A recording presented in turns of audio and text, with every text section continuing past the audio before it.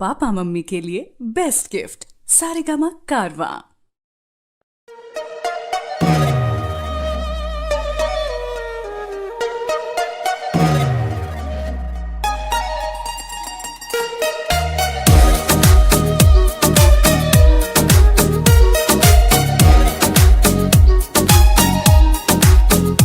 तोहर शॉट है dress impress दिल हमार करेला बारू जाड़ा के धूप रूप देख के न मन भरेला।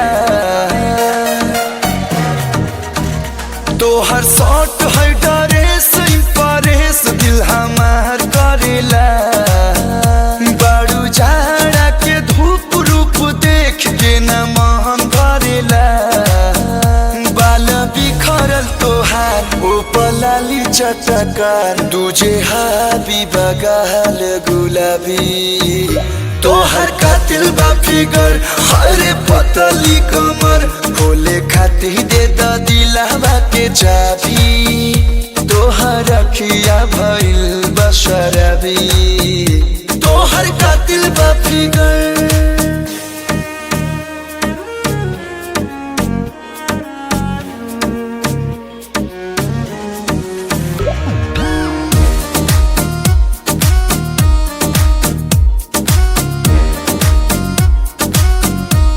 तोहर सूरत लगे मूरत न जरूरत बा सिंगारे के हमन ढरकल ह दिल पर कल खाली खोजे निहारे के करे गजरा कतल गजरा हलचल तोहर गुस्सा बगोरी खराबी तोहर कातिल बा फिगर हरे पतली कमर खोले खाती दे द दिलवा के चाबी तोहर अखिया भइल बशरबी तोहर कातिल बा फिगर।